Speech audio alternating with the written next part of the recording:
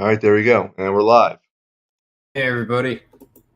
Yeah, we were just setting up the stream and we were having some technical difficulties while we were getting things set up. But yeah, hopefully everything should be resolved at the moment. But I mean, you can tell from the title of the video, like this comes from Quartz's YouTube channel. Why cryptocurrency is loved by oppressive rulers, and this is kind of something I predicted in 2018. I think it was when who was it? Some video was trying to explain how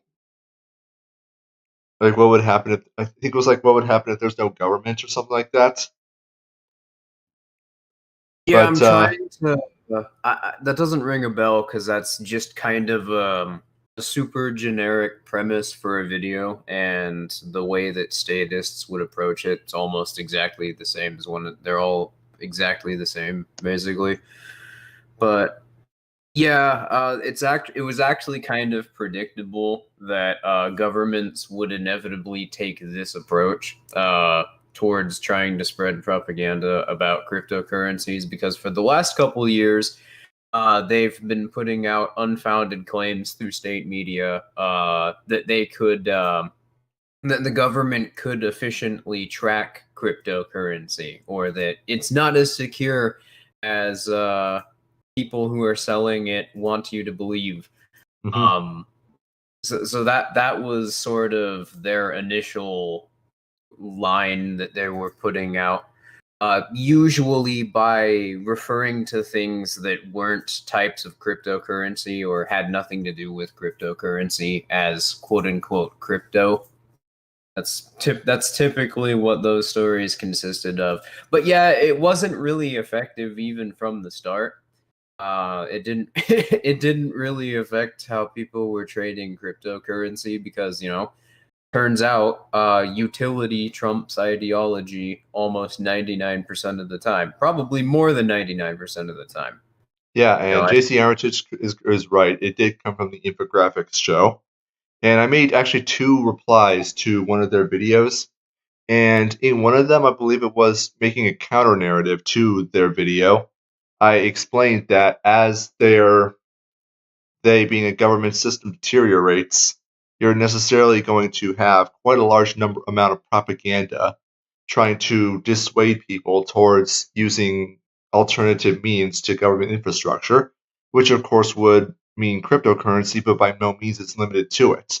And the video that we're going to be looking at today is going to be showing that directly in action. Now, I see people in the chat saying that or talking about Bitcoin, but keep in mind cryptocurrency, which is of course used in the video title, is significantly larger than just Bitcoin. yeah, we're There's not referring specifically to Bitcoin. The cryptocurrency refers to, well, thousands of different currencies that exist. mhm, Some of them indexed, some of them not. mhm. and that's the uh, and that's the reality. What it does is provides a way for people to be able to transact and trade in ways that are encrypted along blockchains, along other technologies that allows them to, I mean, I'm kind of repeating myself at this point, to trade in ways that the state can't track or can't keep track of. Is it possible for the state to monitor these transactions? Theoretically, however, the expense for doing so is going to be significantly more than what they would ever hope to gain. They're in that same No, position like they were in the. Sorry? not even just not even theoretically. I was just going to I was, you just asked that question. I didn't realize it was rhetorical, but no, cryptocurrencies for, I would imagine that everybody watching the stream is at the very least familiar with with what a blockchain network is, especially a distributed one, and the sort of internal proof of work mechanism that wallets operate around, um, in order to avoid problems with things like double spending or or transaction type or insecure transactions. And they need those to exist in order to not be proprietary. That's specifically what allows them to not be proprietary. But the blockchain encryption scheme makes the I'm just trying to find a way to explain it for normies. But a blockchain encryption scheme is basically where every single different data sets or different parts of the blockchain wallet exist in every sort of data value has things that are referred to as blocks, which they exist within. And all of those blocks are operating within an encryption scheme, and an encryption scheme is basically just a mathematical problem where the values are constantly changing. So there's not really any way to break a true encryption scheme, because it's like trying to solve a math problem where at every single moment the values are changing. Even computers can't really do that. Maybe if they had processing speeds more advanced than modern systems, or you had a computer that was able to use its functions more efficiently than modern operating systems would allow for. But as is, that's not possible. And there's another. The reason I wanted to sort of explain that is because there was another line in that propaganda that you see, even like some quote unquote libertarians promoting that the government can track your cryptocurrency transactions, never actually explaining why. Or if they do, they'll cite things like Dread Pirate Roberts and the Silk Road, or they'll cite the open source wallet documentation thing. Blanking on the name of it off the top of my head. But Dread Pirate Roberts was caught because he was using a proprietary server. The Silk Road was based on a proprietary server, and that had nothing to do with the fact they were trading with cryptocurrency. As a matter of fact, before the server was discovered, the government for 2 years was watching them and didn't know what they were going to do because they were trading with only in crypto wallets, and they just couldn't do anything about that. But as for the open source wallet, which for those of you not wallet but like wallet ID tracker, which cryptocurrency wallets, some of them have that, where wallet IDs are connected to some sort of open source system, which allows you to see and document which transactions are occurring at any time. It's just the wallet ID and the amount that was traded. So that alone doesn't give you any sort of information about the transaction or who was trading and why. So it would be impossible to monitor transactions or to gain any sort of useful information by looking at the open source wallet ID system. Yeah, I don't really have much more to add to that. But the only reason I mentioned that it is theoretically possible is just simply because that currently no perfect encryption exists. We do have a couple ideas for how to get it to work. However, for the moment, it doesn't exist, so it is still possible. However, for those of you who are looking like, oh, crypto, that means crypto is insecure. No. Hold on a second. It puts the state in a situation where they need to consume a whole lot of resources just to do something that's relatively simple and minute.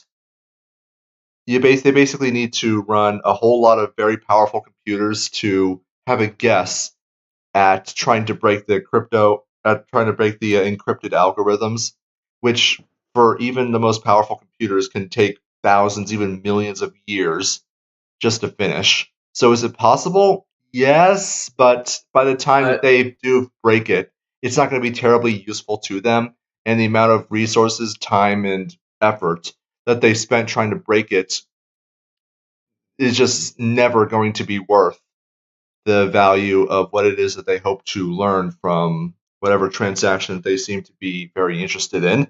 And considering like Yeah, the nature of the transactions themselves are also encrypted, they have an equal likelihood, relatively speaking, of finding something that's like a high value transaction, probably in the billions of dollars of equivalent value, as much as just say like a $50 art commission.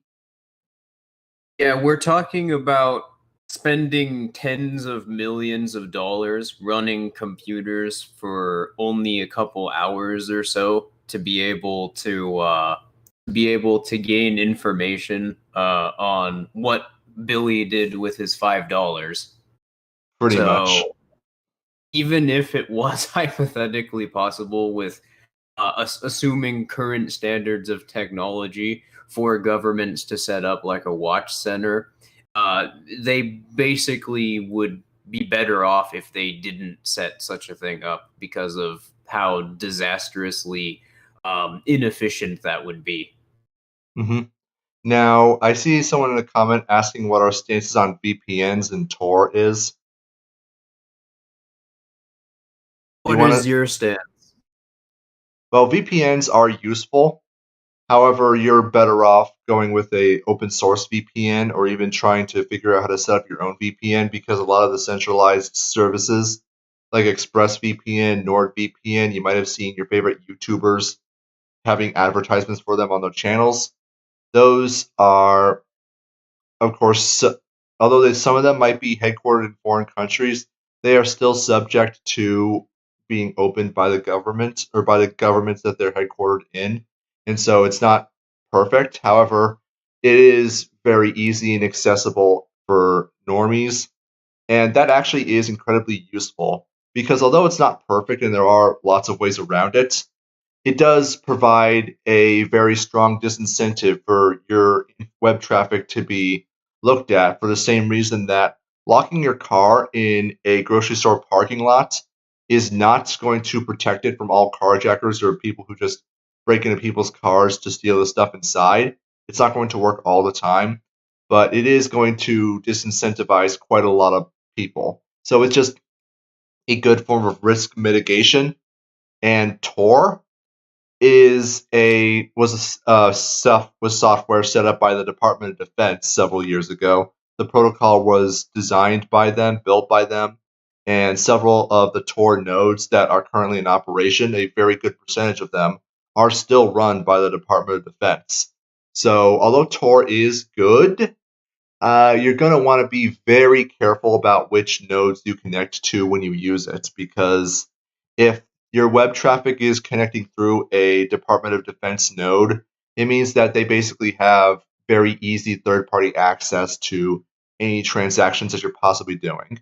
So don't assume that just because you're using Tor, you're completely encrypted and you're untouchable. No, do everything you can to anonymize yourself on that platform as well. Use aliases, randomize your writing styles if you're on message boards or communicating with people or stuff like that. And if you're doing any economic transactions at all, make sure you have a multiple wallets for cryptocurrency to trade in so that they can't pin down or they can't link any one crypto wallet or crypto wallet address to your identity. It's just assume that you're being watched on there as well. I have basically the same opinion of VPNs as I do of Tor, which Heretic and I share an opinion on Tor. I think VPNs, they're useful in some regards, like they allow you to get around like region locking algorithms on certain proprietary websites or services like Netflix or YouTube. And I guess for like individual users between users on platforms like 4chan, for instance, they might help you out in response to somebody like trying to post a keylogger or something. But as far as making you invisible to the state's political partners or the state itself. If anything, it makes you sort of more of an obvious target because VPNs, like when you're using a VPN, you like in web browsers especially, uh, VPNs as an add-on, they all connect to a sort of central server or an addressing system, which regardless is going to be monitored by some sort of group. Even the open source ones, even the open source ones to some extent are this way. If it's not being addressed by the group that made it, then the data is going somewhere, and yeah, because it's in operation and it's following you specifically on every single web address that you go to. Well, not only does the fact that you're using a VPN sort of suggest that the content you're looking at is something you don't want other people you don't want the proprietors to see, but also so it makes you stand out to governments like a sore thumb, but also it makes it even more efficient for them to track your web traffic because it just follows, they can just follow you to every website you went to using the VPN. Yeah, so the basic So idea. Sorry. I'm a bit more skeptical of VPNs than you are, I guess. Just try to use your best judgment, do your own research. By no means take our word for it. Try to figure out what's best, and by all means, yeah, just try to figure out what works best for you. Because keep in mind that one of the best things you can possibly do in general is just have something. Just do what you can to make yourself as not a non-interesting target as possible. And this goes back to the example I provided earlier of the car in the grocery store parking lot.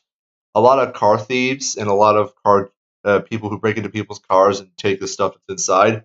What they'll do is they'll just go from car to car, looking on the car door and looting all the cars that are unlocked. If the car is locked, they're going to move on to the next car and just leave yours alone. It's not going to protect you all the time. People can still just elbow in your window and then just grab whatever they want. But even just locking your door, which is just a very small, simple thing, is going to do quite a bit to protect you more than if you hadn't. So yeah, that's just my advice. But if you plan on doing, gray and black market stuff online, it would be strongly recommended that you have at least a couple more layers.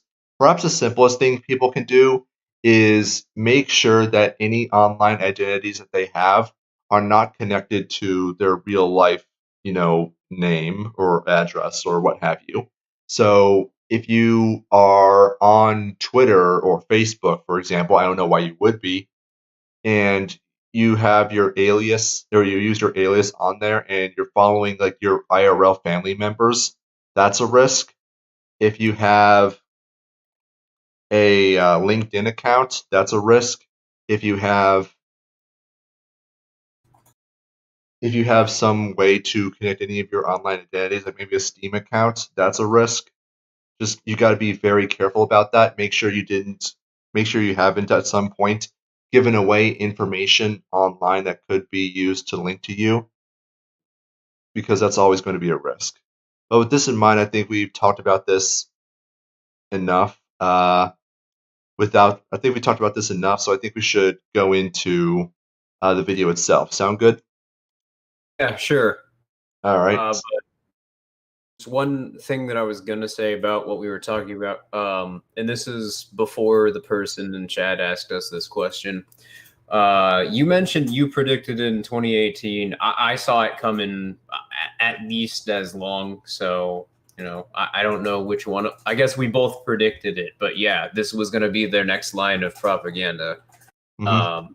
even though it doesn't even make sense in concept, because cryptocurrencies, one of the first things anybody who's trading with cryptocurrencies knows from the start is that cryptocurrencies do not have they don't have servers connected to any sort of proprietary organization. In fact, I think it would be kind of a stretch to call what they have, even though it doesn't in the wallets connect to each other, but they don't like send information anywhere. Mm-hmm. So, anyways, yeah, let's get started. Let's see what these fine ladies and gentlemen at Quartz have to say.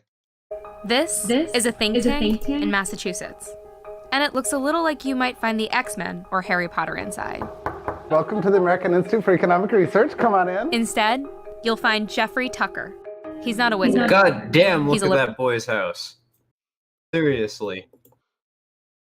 This is the sort of grassroots movement of part that you get with party libertarianism. I gotta say, that definitely does look like a just a quiet, normal New England town or New England house. You know, that's at least 5,000 square feet, at least, with a very large lawn that's clearly done by a riding mower, owned and operated by Jeffrey Tucker. I mean, that just sounds like a regular New England place. Like, that sounds completely I don't know about you, but that sounds completely grassroots to me. Wonder how many political hoops he had to throw himself through just to get a house like that. I would say by this point he's probably sold his soul to Satan, so probably all of them. Let's continue. Mm-hmm.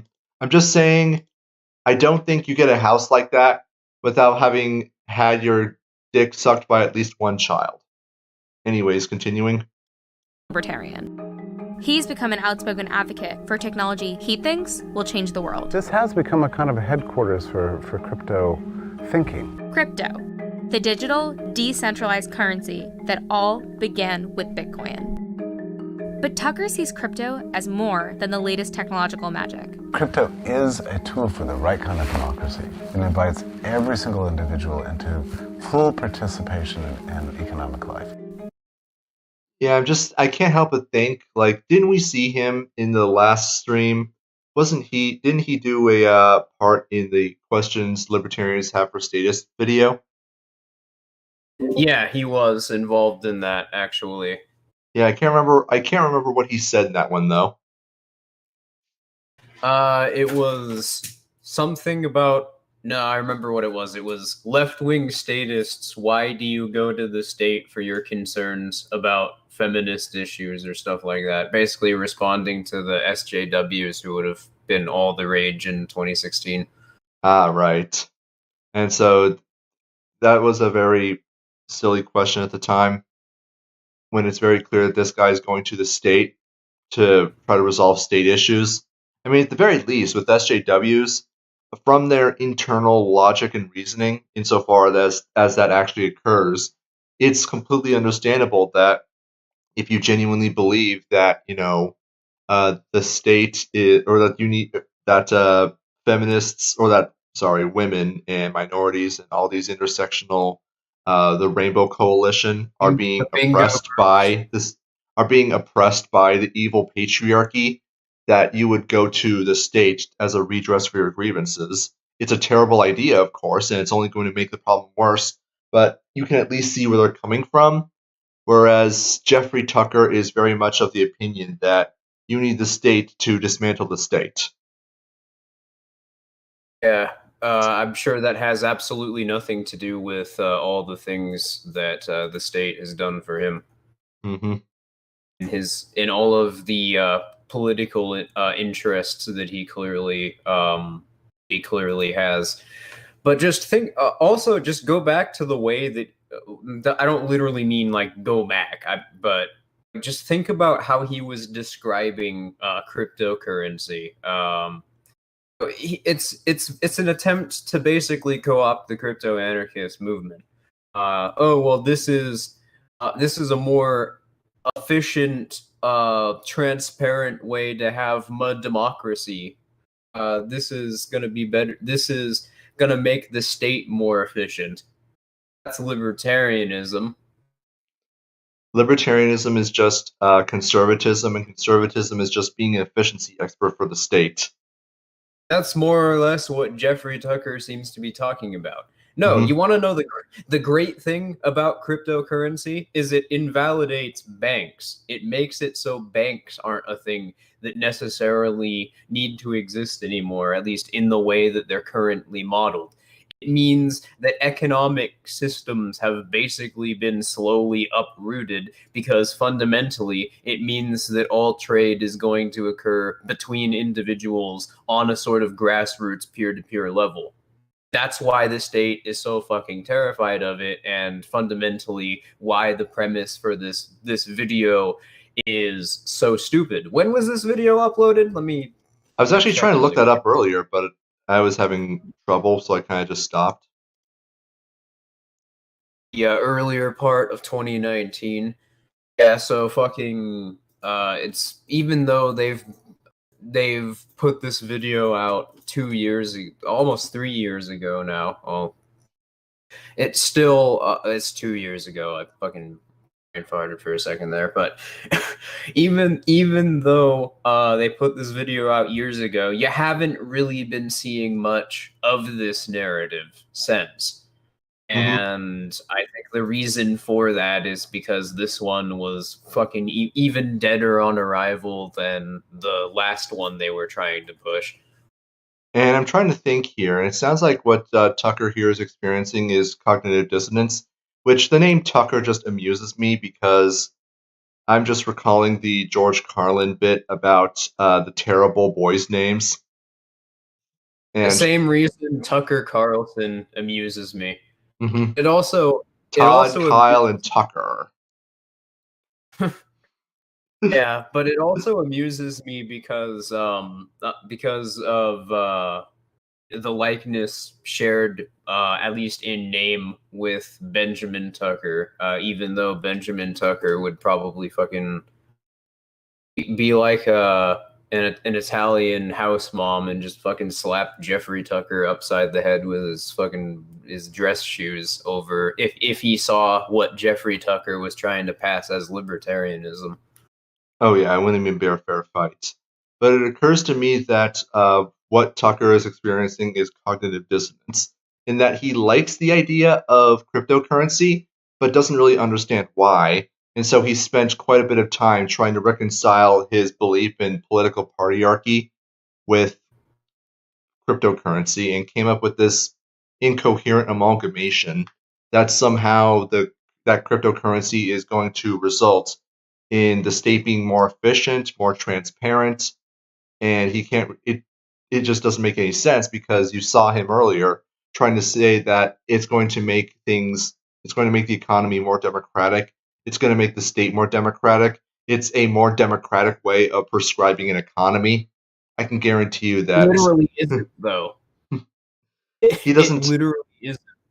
All it's really demonstrating is that he doesn't understand cryptocurrency and he doesn't understand the financial system that cryptocurrency is fundamentally going to subvert. Yeah, it doesn't implement a new system. There's not going to be a new system born. This is fundamentally going to be the death of political systems, at least as they pertain to trying to prescribe economies. So more or less just the death of political systems, but that's the proper way of thinking about it, I guess. If you want to put it like that, because that's what this is going to inevitably result in. Mm-hmm. And just by the title of the video, we can tell what the thesis of Quartz is trying to be. And so what Jeffrey Tucker's role here is just to be the steel man position for the pro cryptocurrency movement, or for the pro cryptocurrency position, that he's going to try to set that up.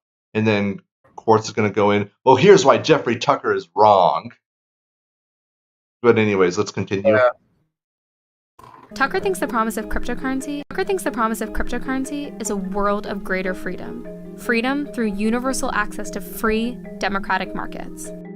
And he says one of the best examples of that is happening in Venezuela. Oh my God.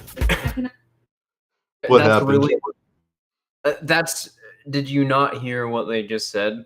Give everyone access to free democratic markets. No.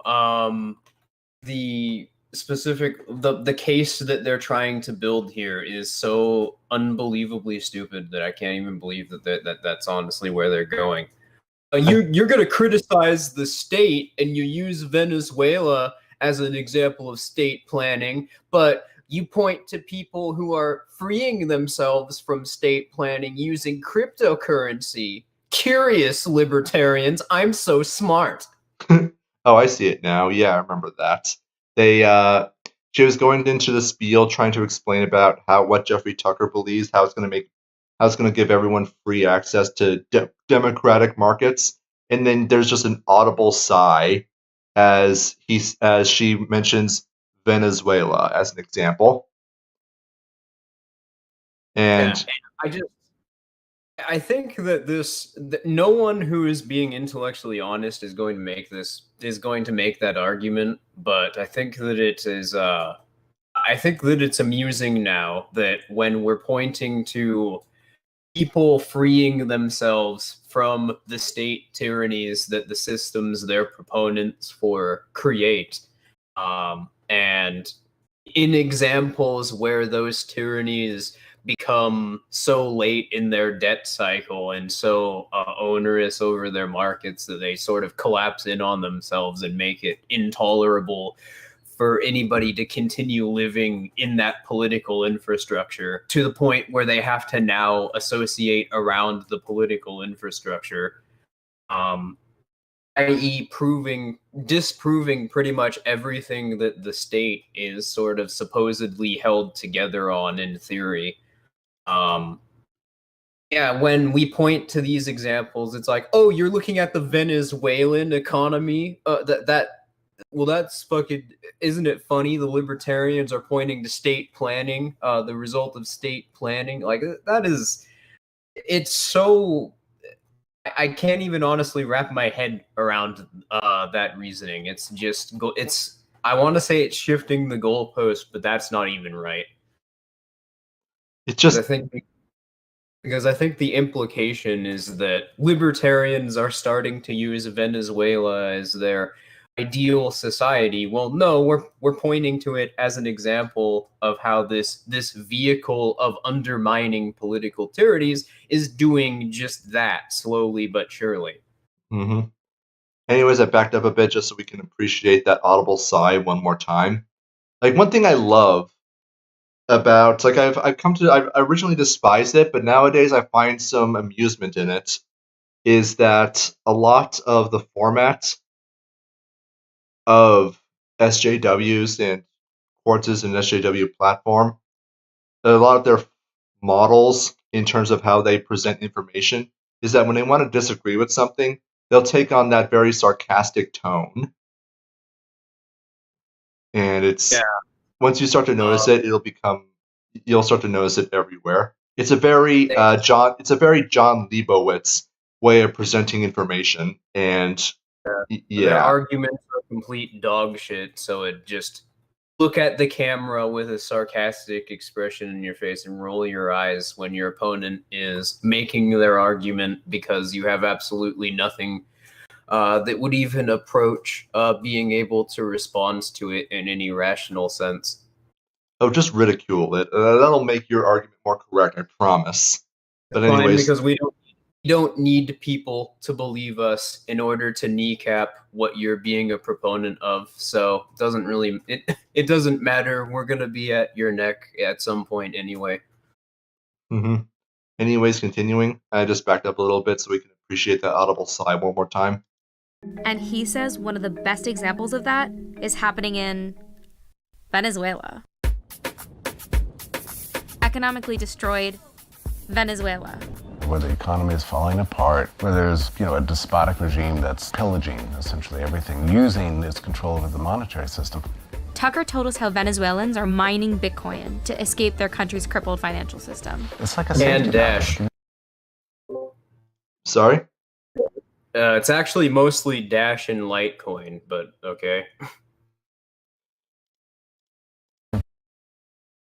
People and out. So actually providing the next monetary technology for the future of Venezuela. So we went there. And we found that crypto technology is bringing freedom to Venezuela, but not just to the Venezuelan people. I'm Preeti Varathan. This is Quartz. Subscribe to our channel for more videos. Oh no, they're going to talk about the Venezuelan cryptocurrency that the government tried to set up, aren't they? So another example of it's not really a cryptocurrency, but we're going to call it a cryptocurrency in order to spread misinformation about cryptocurrencies in state media. Oh, what was the name of that fake cryptocurrency that Facebook tried to set up? Libra. Yes, that's it, Libra. I wonder if they'll bring that up too. This is like early 2019, you said? So that would be around the time that would still be relevant. So that would be interesting if they brought up. Which, I mean, funnily enough, we have the benefit of hindsight, so we know that the Venezuelan cryptocurrency project did not go anywhere at all, and that not only has cryptocurrency become more prominent, but they've pioneered several new uses for cryptocurrency, including figuring out how to trade it despite having no electrical power whatsoever. But yeah, long story short, if you have a centralized server and you have a sort of centralized distribution mechanism, it's not cryptocurrency, it's basically just digital fiat money. And there are notable differences in terms of the utility that these things have, that these different systems have. For one, cryptocurrencies, they have to be set up specifically so they're like a proof of work mechanism.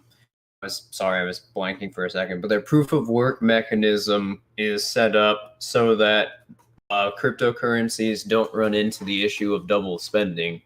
Well, that makes them fungible and a lot easier to trade.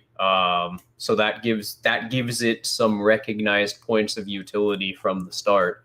The fact that it's decentralized means that it inherently exists in a zero trust means of trade, and it doesn't require any sort of proprietor to be distributed from the start. That's what crypto miners are. For proprietary fiat currencies, that role would be taken by either the bank or the treasury of whatever state we're talking about. Mm-hmm. But since anybody can go, since anybody can mine cryptocurrencies and then sell what they've mined, it's a way of adding new supply into the market. It's basically like what you would think of as welfare, except you're actually producing something. So that's but basically it goddamn, I'm having trouble here, and I really shouldn't be. But basically and I'm not having trouble explaining it, just having trouble wording right now. But yeah, the reason why cryptocurrencies have why they become money is because they have points of utility which are recognized by basically everybody as useful things for a commodity to have. And because of that, they don't really have any sort of disputed specialized value among different people. And as a result, they're used as a way basically to trade between different people for more specialized goods. And the reason that statists have to deny this up and down is because it would invalidate charterism, which is what orthodox econ, basically the non-Austrian economic views, consider money to be something that's just introduced into the market by the state and inherently has to be ascribed onto society through some sort of proprietary mechanism, as opposed to it being an emergent property of certain local economies just finding something everybody understands is valuable to themselves, to the point where it's only valuable for people to exchange it for specialized goods. Mm-hmm. And I've been thinking quite a bit about this, and it seems that the more we look into things, the more we realize that society is really just a series of emergent properties, rather than any kind of something that's just prescribed onto people, which of course makes absolute sense.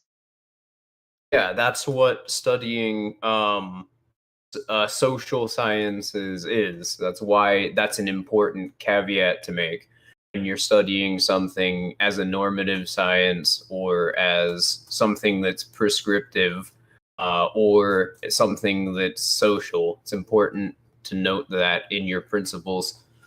Mm-hmm. Anyways, the method that you would approach for studying things in those categories are necessarily different from one another. And JC Armitage asks if we think that they'll bring up Ripple.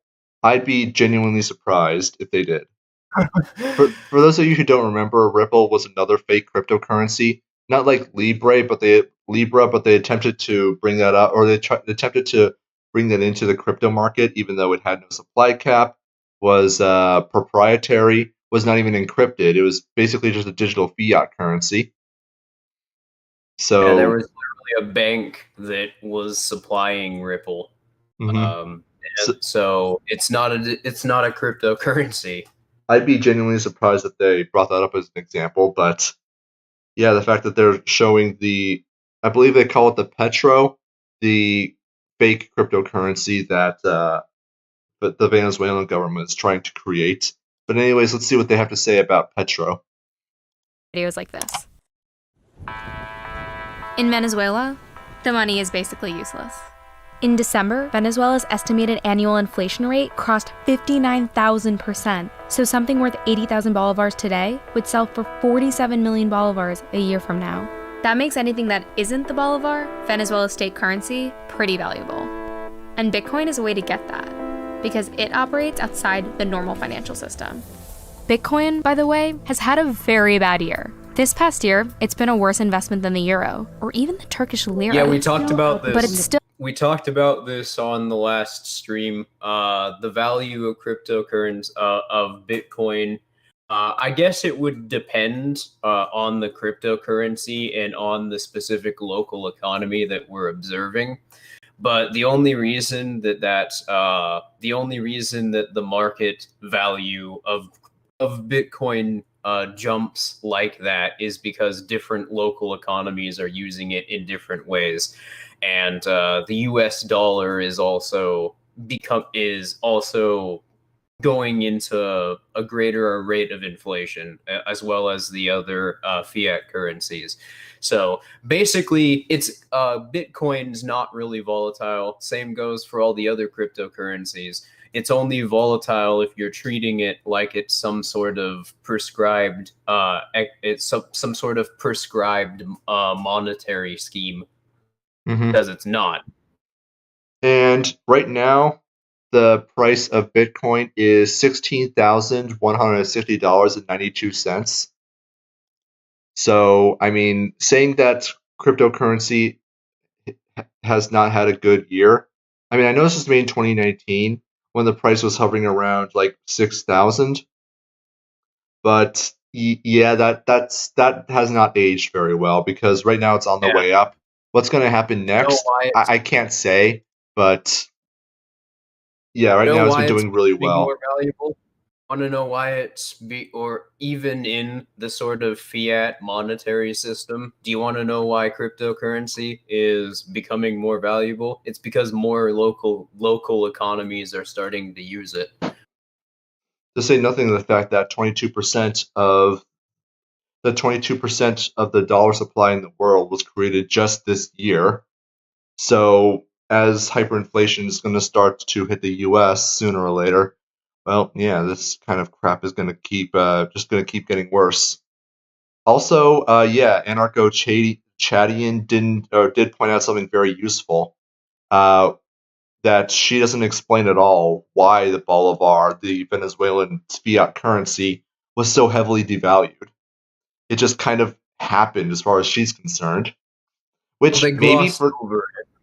yeah, like I can understand like maybe for the case you're trying to make, it's not that important, but it is still important information to get out there because once you start to explain like how inflation works and how money devaluation works, then you can start to explain how cryptocurrency is able to become such an attractive alternative.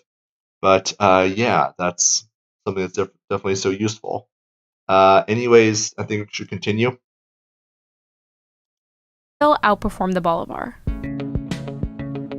This is what a Venezuelan Bitcoin mining operation looks like. Machines that are hard at work solving cryptographic puzzles to verify transactions on the blockchain. In return, you get Bitcoin. And this is a Bitcoin miner. We can't show her face because mining Bitcoin can get you arrested. But miners say it's worth the risk. Es el mejor lugar para minar en el mundo, por razones económicas. La electricidad es muy barata, el internet es muy barato, y bueno, y si obtienes la moneda dura sin realmente hacer más nada que el la máquina. She trades her Bitcoin for US dollars and uses that to buy medicine and food. Creo que la minería es una herramienta en contra del gobierno porque le ayuda a todo el que está minando a resistir aquí. This is exactly what Tucker imagined crypto could be. A tool against oppressive governments. Okay, but it's not just the Venezuelan people who are using crypto. What makes this complicated is that the Venezuelan government created its own cryptocurrency too. No, it didn't. Let's see it didn't. Let's see what they have to say. Let's see how they understand how cryptocurrency works. Because I'm going to make the prediction that a cryptocurrency in their mind is a digital currency. Like how Marxists see money or markets. Whenever there's money, or the less sophisticated Marxists do, and that's how statists see cryptocurrency. Anytime money is digital. Yep, that's cryptocurrency. Anyways, continuing. Like clown world stupid shit. I can't believe anybody takes this seriously, or anybody like. I don't think most people, at least the people who are actually trading cryptocurrency, don't take this seriously. But yeah, apparently, like I would think even for a no coiner, this is some bells would be ringing. Mm-hmm. Well, this is who it's supposed to be appealing to: no coiners and just people who don't know anything about this, which would probably comprise the overwhelming majority of the boomer population. They're not going to be very, crypto friendly because they're very Luddite in general. Anyways, continuing. This is the first time a country has made its own crypto. It's called the Petro. Let me stop for a second to say that the Petro isn't completely crypto. A true crypto lives on a decentralized network. Like, nobody controls the Bitcoin network.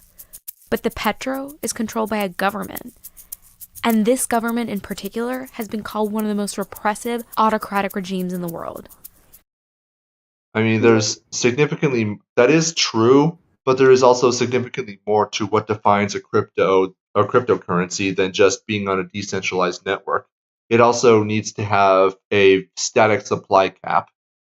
And also needs it also needs to be able to be transacted on an entirely peer-to-peer basis without having to go through any third parties. As I pointed out, the name blockchain network is a reference to its mechanism, and it requires that mechanism in order to avoid technical problems which would emerge without it. in at least as we're talking about money being programmed into a blockchain network scheme. So they're going to block. So even though they did correctly point out the decentralized, the non-decentralized, that it is a centralized nature of the Petro, they're going to gloss over and just continue to refer to it as a cryptocurrency. Just watch. So what do they want with crypto? We Not asked doing it on them, purpose. and they talked about something called an international financial blockade. Sí, mira, el Petro es una criptomoneda soberana. Nace con unas características y una orientación específica que se basa para nosotros en Venezuela en romper el bloqueo financiero internacional. When they say international financial blockade, they mean American sanctions. And this is the key to understanding why the Petro exists. Because those sanctions are designed to keep Americans from doing business with Venezuela's government or its state. Yeah, it's not actually what it does, though.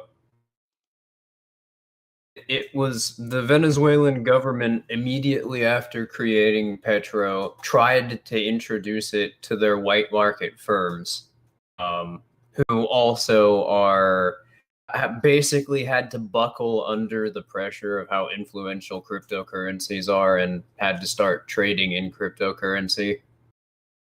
Even though a lot of people don't go to those stores still. It was not introduced as a way to get around U.S. sanctions, and given its centralized proprietary nature, it's kind of absurd to suggest that it could, because it doesn't have that same point of utility that cryptocurrencies otherwise would be able to, where you don't even really know who's trading what. No, with Petro, you know exactly what's going on because it exists in a proprietary network.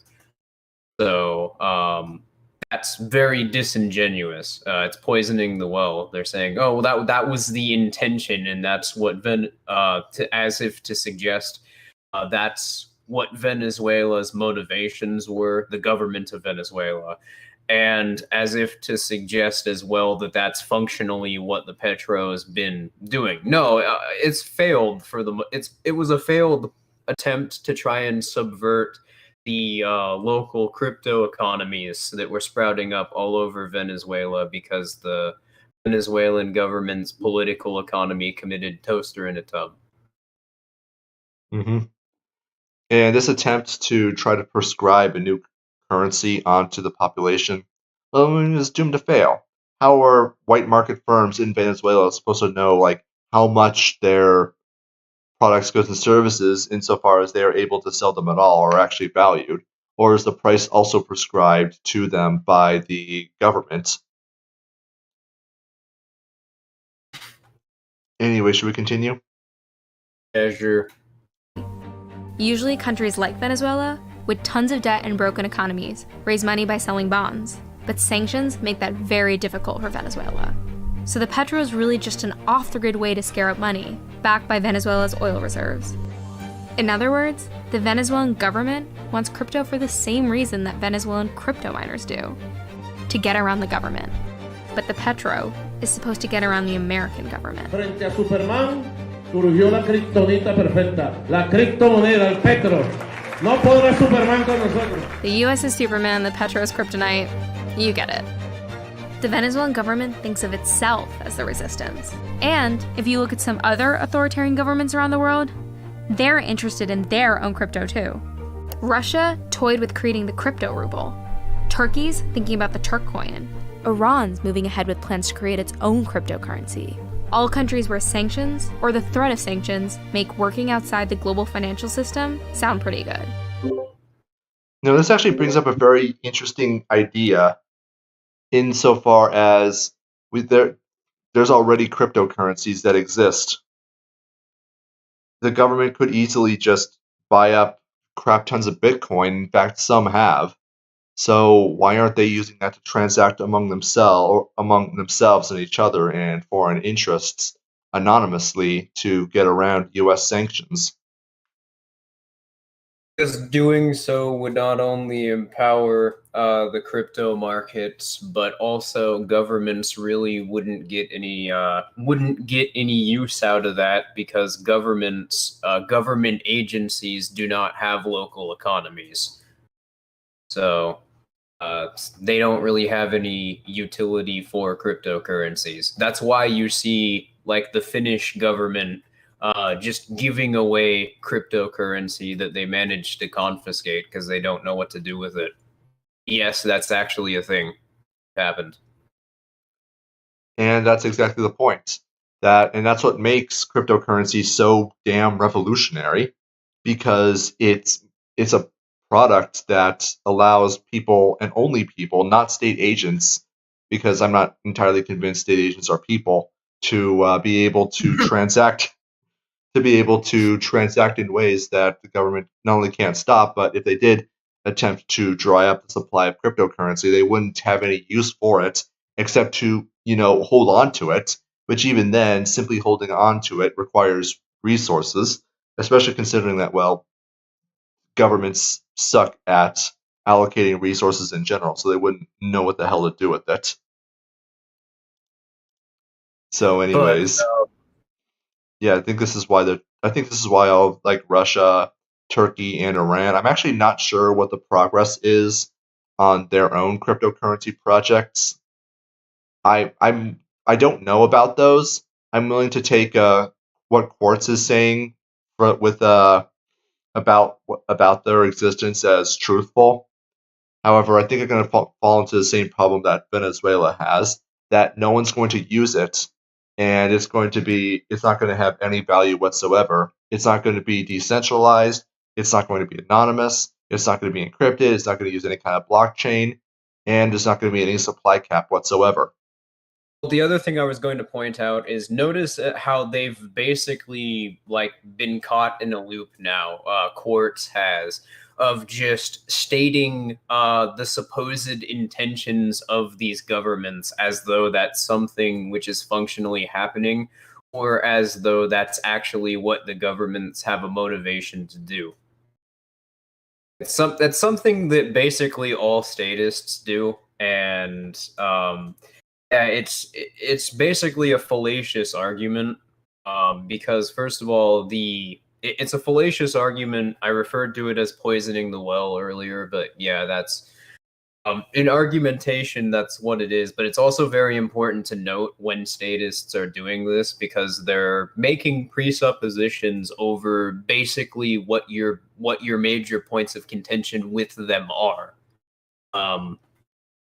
For instance, suck Dems will do this when referring to welfare programs, and they say, "Well, why can't we have welfare programs to help poor people out?"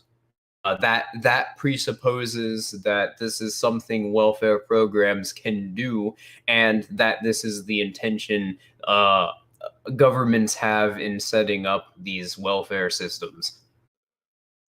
Well, I mean, according to statists, intent is all that matters. Whether or not they actually are capable of doing it, let alone that they're justified in doing so, is just waved away. You don't have to justify anything because it's all presupposed to be able to be done. All Turkey has to do to implement a cryptocurrency is just say they're going to implement a cryptocurrency, and then poof, there it is. And on that note, another interesting thing about this type of argumentation is that it also presupposes the idea that governments are interest neutral organizations, and also that they are sort of supernatural because they can just sort of by their intentions will things into existence. So this is something that I don't really see a lot of libertarians calling out, but it's something I've come to notice increasingly, and I think that it's an important thing to call out, because when statists get caught in these loops of going over intentions or what they believe the intentions of the state is or what they say it is, you can't really have any sort of meaningful conversation about identifying the nature of the state, the nature of society, or how those things interact, which is kind of necessary for someone to understand the libertarians' claim about society. All right. So, anyways, let's continue. Authoritarian rulers love crypto because it offers freedom. Does that surprise you? No. This is Clay Fuller. He's a political scientist, and I talked to him because he studies the modern authoritarian regime. He said political science is a pseudoscience. Yeah, the problem with political science, from the start, its premise is that it assumes that societies are necessarily characterized by the policy prescriptions of whatever state happens to claim dominion over them. So cultural trends, economies, political science would all characterize these as being sort of the product of governments. But it's also pseudoscientific because it's entirely presuppositional because of that. And since we're not dealing with a sort of a priori framework, that means that there's no way you could ever sort of challenge claims within political science other than to negate political science. Mm-hmm. If you want to understand how governments work and how governments think, act, and prescribe certain policies, study economics. Because politics is, I'm going to be arguing this probably until the day I die, politics is a subset of economics concerned with the allocation of scarce resources using violence. But anyways, should we continue? Yeah, sure. that a big way anti-democratic regimes hold on to power is by wielding technology we think of as democratic. I'm sorry, but I can't help but just laugh at that. It's the technology that they're thinking of as, or that we're supposed to think of as democratic, is actually going to be what undermines democracy in the long run. So this idea of, I don't even know where to continue with this. This is just, this is not even like a layman's understanding of cryptocurrency. This is like a brainlet understanding of cryptocurrency. It's like a brainlet understanding of the internet overall. We did a video about a year ago. I don't think the title was "Al Gore did not invent the internet," but the title of the video was. I don't remember what the title of the video was off the top of my head, but we basically we went over this myth in great detail. How governments how the development of the internet was actually curtailed by governments specifically because if the internet developed without these sort of proprietary systems, which the original network algorithms didn't have, then we would have probably already been living in a stateless society now. But the way that the governments got around that was to try and introduce proprietary mechanisms and centralized server protocols and stuff like that. So I get the reason I bring this up though is because I take it that the audience that this type of content is directed towards would think of like freedom and democracy as synonyms, despite how wrong that is, as both Heretic and I have gone over earlier in this stream. And indeed, that seems to be how both this person and Jeffrey Tucker are talking about what they're talking about in the context of democracy. So I guess another way that you could respond to this is to point out you're more correct than you think that you are. You're correct in a way that you didn't intend. The part that's always struck me about how the state curtailed the development of the internet was that originally it was designed in the 70s to include an encryption algorithm directly embedded into the protocol layer of the internet. However, they weren't quite able to figure out how to do that, but it was something that they wanted to do. However, all sorts of developments in cryptography, as well as embedding cryptography into the networking, was curtailed directly by the NSA, the National Security Agency, with the express purpose of stopping that. And their citation, the reason that the NSA stopped college professors from publishing cryptography papers and just doing everything they could to stop development of that, was for quote unquote national security reasons, which for our audience is probably very much aware the extent to which national security is just a byword for in the interests of the government. And so what they're basically telling us is that the encryption algorithms embedded into the internet as a feature was going to be a threat to the state itself. So that just adds on to what we were already saying. And yeah, JC Armitage said it best. The video is called "Who Invented the Internet and Why Is It Broken?" So yeah, go check out the video afterwards. But yeah, let's continue. Like the internet. We thought the internet was, for sure 100% this democratizing, transparency-oriented thing that was going to free the world, right? Now, there's no question China has been trying to crack down on the internet. Good luck.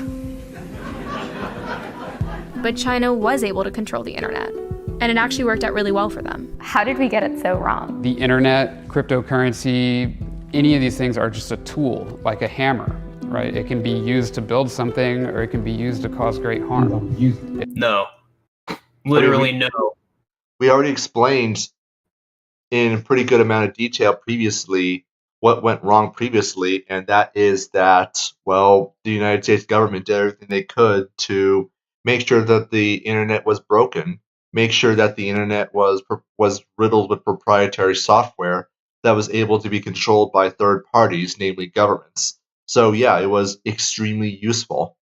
That's why you have the extent of government control today. I mean, do you think that China would be as effective in controlling what their citizens see on the, I'm sorry, not their citizens, their captive tax cattle, what they see on the internet, if not for Google, Apple, Microsoft, all of these American companies, all of these American proprietary companies providing it? No, of course not. It would have gone away. It would have gone away yesterday.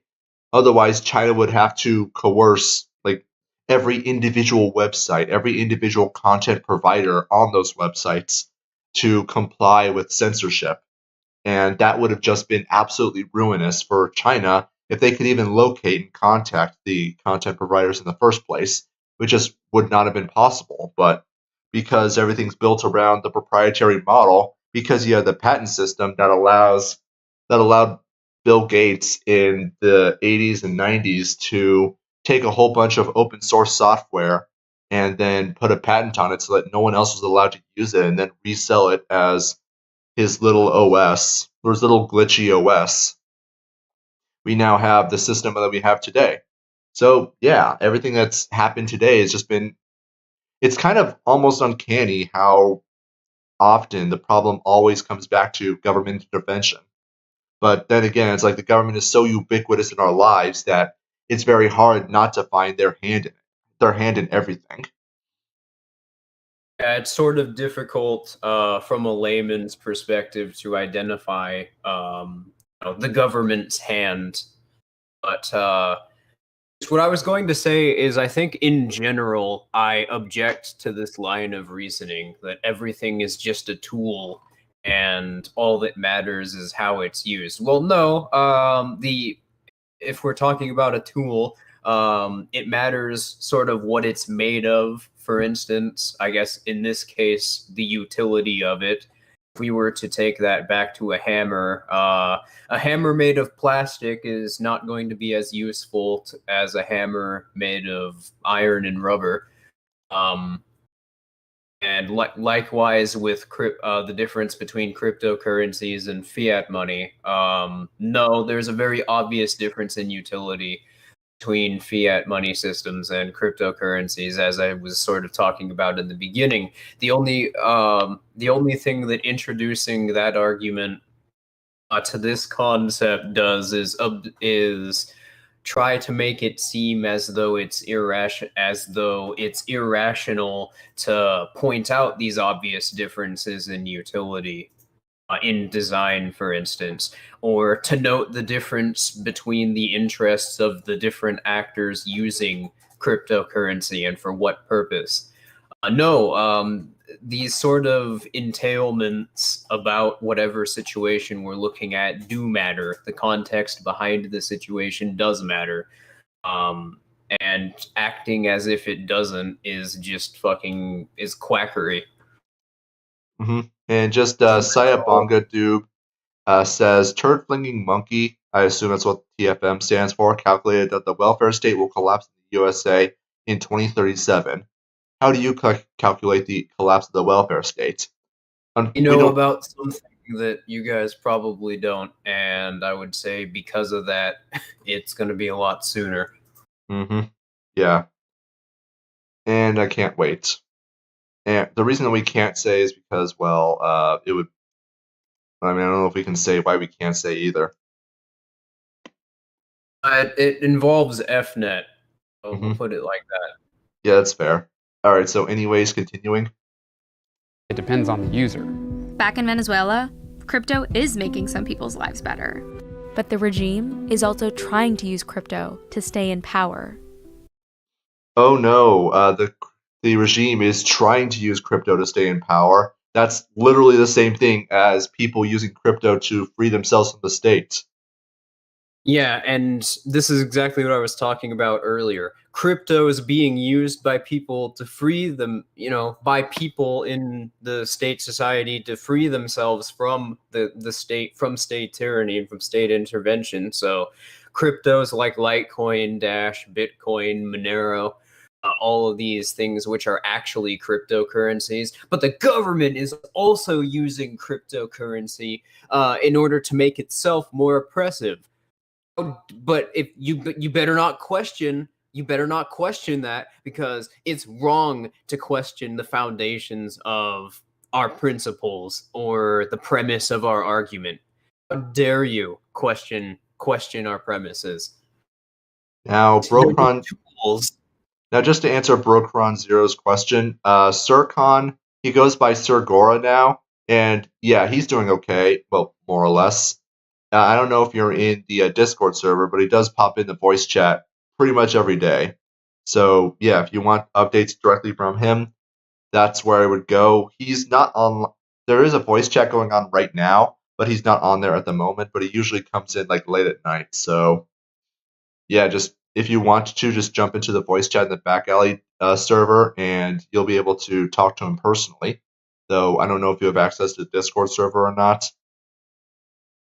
Just feel free to let us know in the chat, and we'll try to get an invite over to you. So anyways, just continuing. The US has already banned the Petro, and investigations have found that barely anyone in the country is using it. But if history is a guide, it's just the beginning, because leaders like Maduro will figure out a way to use this technology. Why is banning Petro effective, but none of the other cryptocurrencies?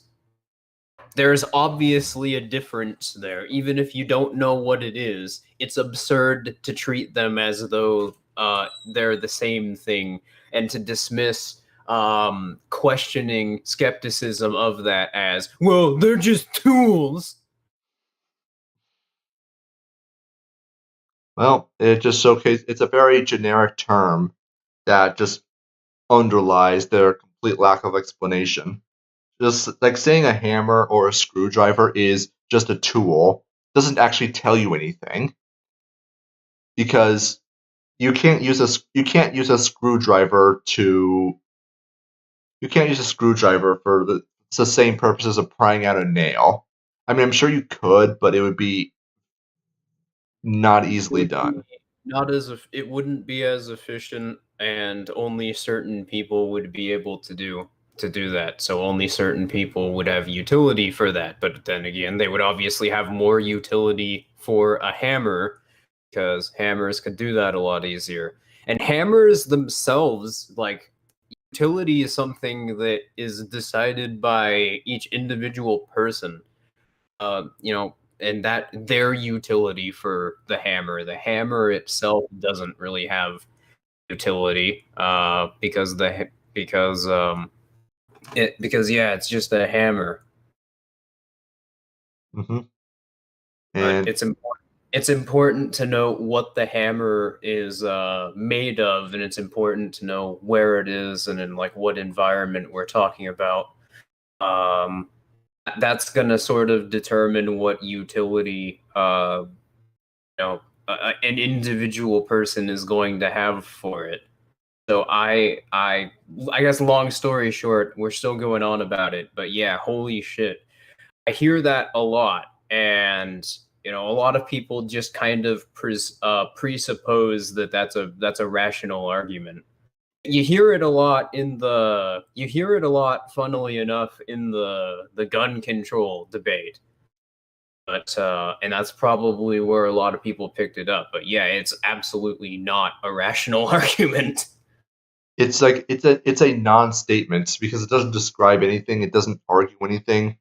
It's completely worthless as a statement. Does even worse than that. Actually, it attempts to treat the idea of understanding what exactly happened in the scenario and the context around it to build the narrative, as though trying to build the narrative to explain what happened is somehow irrational. Mm-hmm. Now, what's funny is that very early on, before we stopped, they say that hardly anyone in the Venezuelan economy is using Petro, which only showcases exactly what we were talking about.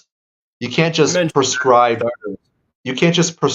value, and the fact that even after promoting it and probably even mandating it as much as they have, that no one is actually using it, I think that should be a very clear indicator that the Petro project was doomed to fail from the very beginning. The idea that that other foreign countries are going to give them their currency in exchange for basically digital assets that probably could even be easily copied strikes me as absolutely ludicrous. I guess long story short, since we've been streaming for about an hour and 20 minutes now, in conclusion, the fact that you don't see this narrative being promoted anymore, and you didn't really see it take off in the first place, kind of is an indication of how well it stuck, as well as sort of even to normies the type of merit that it had. You don't even really need to have that complex of an understanding of what cryptocurrency is to know that you're being fed a load of shit.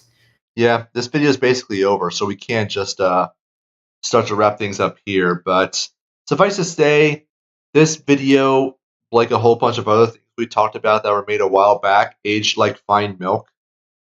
In that we see now, like, even Venezuela doesn't really go talk much about the Petro, and chances are they probably just want to forget about it because they realize that the project was doomed. No one's actually using it, and even foreign governments are not stupid enough to give them currency that actually has something that resembles value in exchange for something that's even less valuable than furry porn.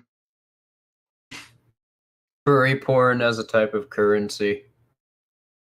I mean, I wouldn't be surprised if there are people. I wouldn't be surprised if there are some Venezuelan artists who make furry fetish porn now in exchange for money, and they make their living doing that.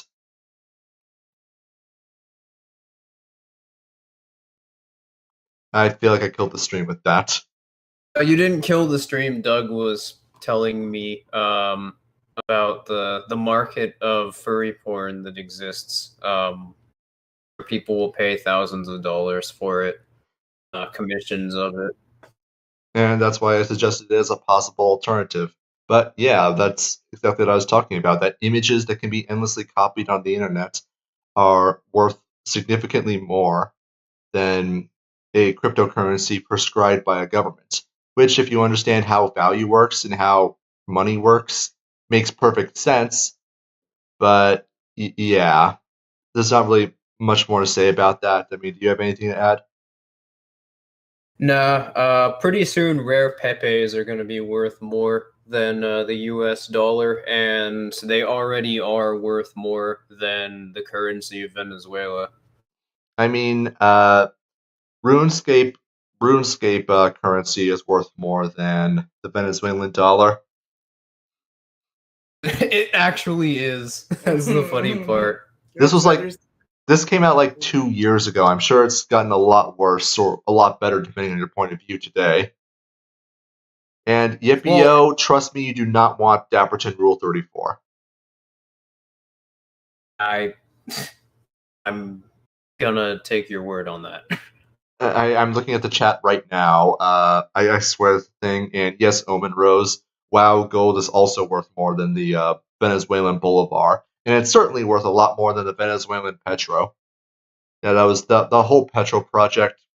Not really much more to say about it, except that it was an absolute joke from the very beginning, and honestly, the Maduro regime should just feel embarrassed about their attempts to capitalize on cryptocurrency success. Well, I mean, it's an understandable move from the state's perspective. When they can't propagandize, they subvert something, and then if they can't, if they can't propagandize and they can't brute force something, then they'll try to subvert it by subtly changing one of the details. But that's one of the great things about the utility of cryptocurrency is. About blockchain wallets. If you change literally fucking anything, the whole system, and make it even slightly in the direction of being proprietary, the entire mechanism will fall apart. Mm-hmm. Also, JC Armitage, no, RuneScape Gold is not worth more than the US dollar, at least not yet. I didn't say that it was. I said Venezuela's dollar. The Venezuelan Bolivar is currently worth less than RuneScape Gold. But anyways, sorry? I was just going to say, but I guess it depends on what you mean by worth. Because I mean, in a technical sense, you're right, because the US dollar is only held up by a series of international cartels, basically forcing other political actors in other nations to trade with it in order to supply their own production. So creating a sort of parasitic global political economic system, for lack of a better way of putting it. But no, it doesn't really have any points of utility. It has the same sort of creation process as the Bolivar does. Some government just issues it and tells you it has this value. Strictly speaking, the U.S. dollar and the Bolivar do have the same points of utility going for them. It's just that the U.S. dollar is sort of at the top of the political financial pyramid, so it's probably going to be one of the last currencies to fall to completely destabilize. But anyways, yeah, which I need to get going, so we're going to go ahead and wrap this up. Thank you everyone for stopping by, and yeah, we'll see you